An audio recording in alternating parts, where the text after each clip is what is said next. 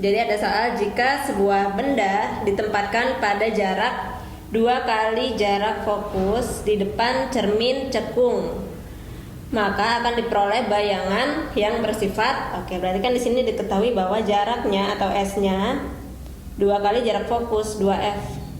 Nah, berarti kita kalau misalkan cari bayangannya kan pakai persamaan ini ya. 1/S aksen sama dengan 1/F dikurang 1/S.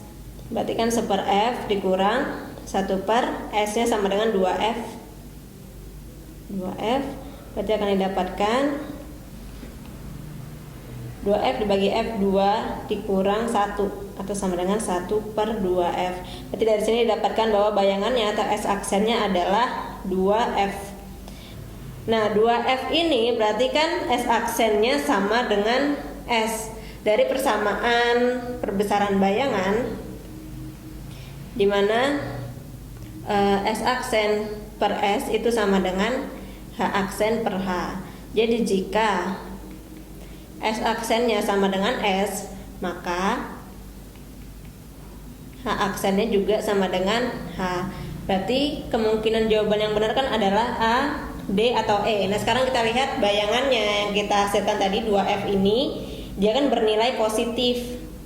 Kalau bernilai positif berarti artinya bayangan tersebut adalah nyata. Dan kalau nyata, pasangannya adalah terbalik. Nah, berarti dari sini kita dapatkan jawaban yang benar adalah nyata terbalik dengan H aksen sama dengan H. Berarti jawaban yang benar adalah yang D. Seperti itu, gampang banget kan? Oke, masih semangat ya. Kita lanjut ke soal nomor 12. Jadi ada sebuah tangki berisi penuh gas nitrogen 40 kg pada tekanan 7 atm dan suhu 77 derajat Celcius. Setelah diselidiki, ternyata pada tangki tersebut terjadi kebocoran sehingga memungkinkan gas nitrogen keluar tangki. Ketika tangki tersebut berada pada suhu 27 derajat Celcius dan tekanan 3 atm, perbandingan massa nitrogen yang bocor keluar dengan massa nitrogen awal adalah. Berarti di sini yang ditanya itu, yang bocor anggaplah kita namakan M2. Yang massa awalnya M1, berarti M2 per M1-nya berapa? Nah, berarti di sini kan ada tekanan, ada suhu. Oke, yang suhu ini kita ubah dulu dalam bentuk Kelvin. T1 kan sama dengan 77 derajat Celcius. Kalau kita ubah ke Kelvin, didapatkan berarti berapa? 77 ditambah 273 sama dengan 10 8 tambah 7 15 350 ya, 350 Kelvin. Terus untuk yang T2 27 derajat Celcius, kalau diubah ke Kelvin berarti 27 ditambah 273 mendapatkan 10 300 Kelvin. Nah, sekarang kita kaitkan dengan persamaan PV sama dengan nRT, dimana N itu kan kalau kita jabarkan sama aja M per MR ya, massa dibagi massa relatifnya dikali RT. Nah, dari sini kita punya hubungan nih antara tekanan, volume, massa, dan suhu.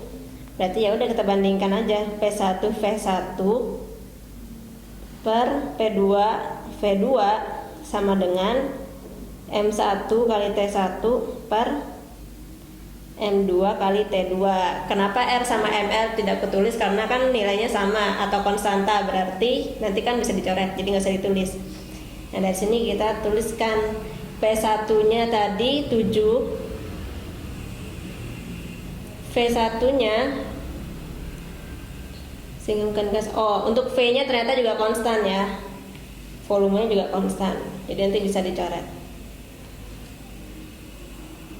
Ini kita coret aja.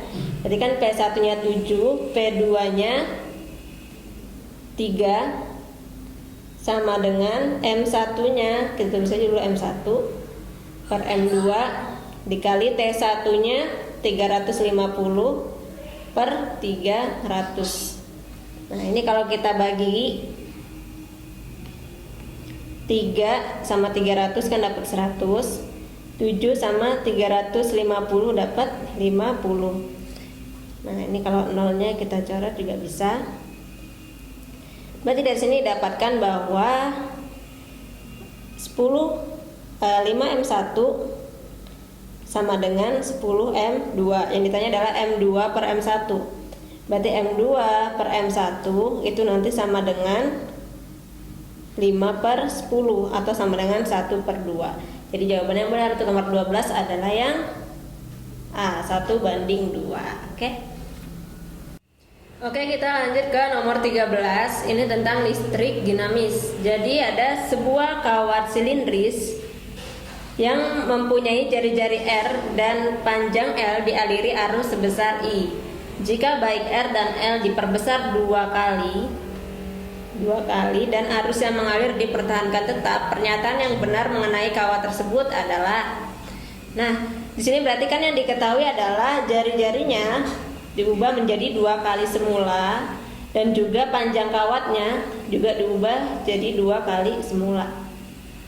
Nah, berarti untuk selanjutnya yang perlu kalian tahu adalah persamaan R atau hambatan yang sama dengan Rho dikali L per A. Nah, karena kawat silindris memiliki permukaan berbentuk lingkaran, makanya luas permukaannya adalah luas permukaan lingkaran. Berarti bisa kita tulis R sama dengan Rho dikali L per pi R kuadrat. Nah, selanjutnya tinggal kita bandingkan antara R1 dan R2.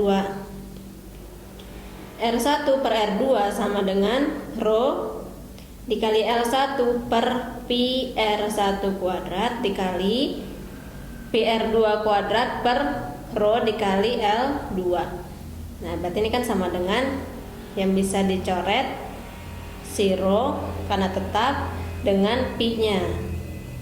Oke, kita lanjut. Berarti L1 nya kan bernilai L1, R1 juga bernilai R1 kuadrat dikali R2 nya jadi 2R1. Berarti kalau dikuadratkan menjadi 4R1 kuadrat per L2 nya 2L1. Di sini R1 per R2. Nah, yang bisa dicoret adalah L1 nya bisa kita coret dengan R1 kuadratnya. Jadi dari sini kita dapatkan bahwa R1 per R2 itu sama dengan 4 per 2 atau 2 per 1. Nah, berarti kan dari sini didapatkan bahwa R1 sama dengan 2R2 atau R2 nya menjadi setengah R1. Berarti yang pernyataan yang paling benar adalah yang A. Karena apa? Resistansinya berkurang dari R1 menjadi setengahnya R1. Oke, jadi jawaban yang benar adalah yang A. Oke, kita next ke nomor 14. Ini soal sebab akibat. Jadi pernyataannya adalah batang kaca yang digosok dengan kain sutra akan bermuatan positif, sebab elektron yang ada pada batang kaca berpindah ke kain sutra. Jadi yang perlu teman-teman tahu, batang kaca itu dia memiliki elektron yang berlebih. Elektron berlebih sehingga menyebabkan si elektron itu nanti mengalir atau berpindah ke kain sutra yang kekurangan muatan elektron.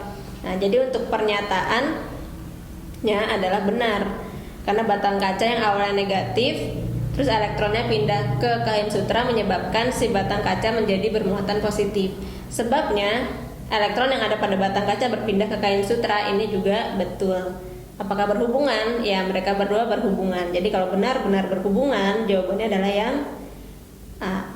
Begitu. Oke, kita lanjut ke soal nomor 15. Jadi ada suatu muatan bermassa 9,2 dikali 10 pangkat min 28 harusnya ya.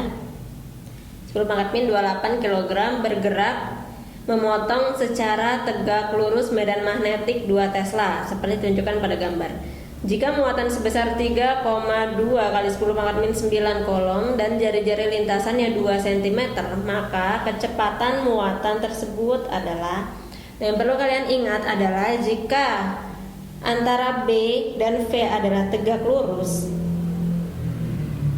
dia akan menyebabkan gaya Lorentz yang bergerak dengan lintasan berbentuk lingkaran.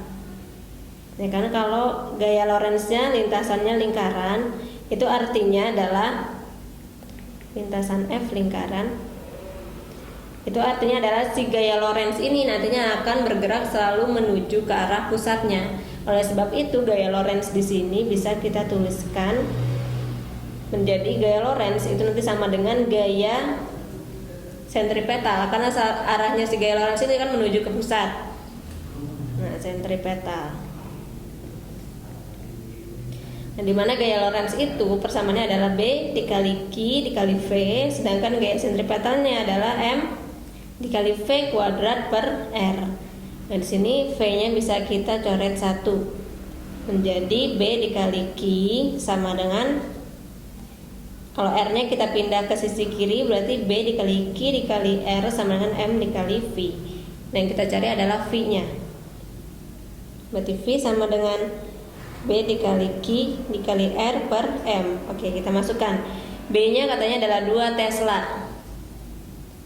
2 Q-nya muatannya adalah 3,2 dikali 10 pangkat min 9. R-nya adalah 2 cm, berarti 2 dikali 10 pangkat min 2 dibagi dengan masanya. Masanya adalah 9,2 dikali 10 pangkat min 28. Nanti didapatkan hasilnya adalah 4 dikali 3,2 itu nanti hasilnya 12,8 dibagi dengan 9,2 dikali 10 pangkat min 11 min 28 yaitu min 17. Plus 17, sorry.